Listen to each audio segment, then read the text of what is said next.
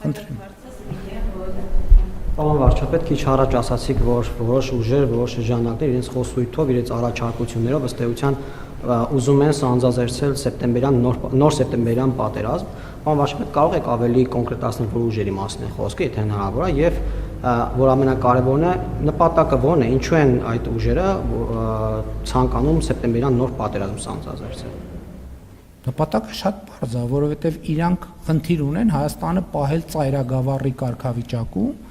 ինչպիսին եղել է իրանց իշխանության շրջանում։ Իրանք տեսնում են, որ Հայաստանը անկախացել է եւ խնդիր ունեն դրա հետ։ Որովհետև իրանք բոլորը էմիսարներ են, թույլ չտալու, որ Հայաստանը անկախանա։ Գիտեք ինչ, շատ պարզ մի բան, ես խնդրել եմ, որ ավելի մանրամասն ներկայացնեն, այսօր պատրաստ չեմ այդ թեմայով շատ խոսել, բայց տենց ստացվեց, որ երեք ինչ որ նկարներ եմ տեսնում նյուսֆիդում երևում է ուժեղ խաղաղություն կամ նախորդ օրը տեսնում եմ վերնագրեր ներիր մեզ Արցախ, մենք չգիտեմ ինչ կանենք, հասկանում եք, այս ամեն ինչի մասին է, այս ամեն ինչը խաղաղությունը ռևիզիայի ենթարկելու մասին է։ Խաղաղությունը ռևիզիա փորձը պատերազմը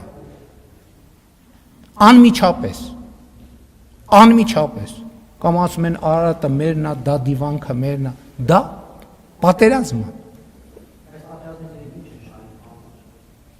Իրենք պատերազմից շահելու են հետևյալը, որ լինելու են ֆորպոստի եւ ոչ թե պետության կառավարիչ, որովհետեւ ժամանակը ցույց է տվել, որ դա իրանց ֆինանսապես ձեռնտու է։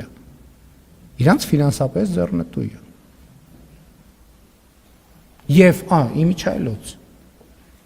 պահպանելու են որոշ երկրներում իրենց ունեցած միլիարդները, որովհետեւ նրանց ուղարկել են ստեղ, ասել են խնդիրը չլուծեք,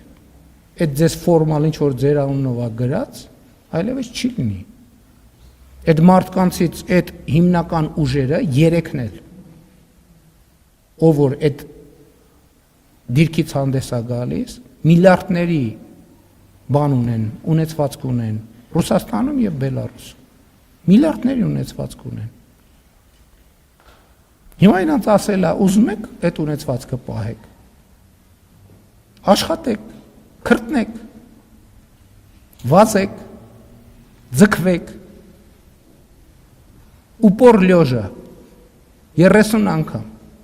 չեն կարողանալու։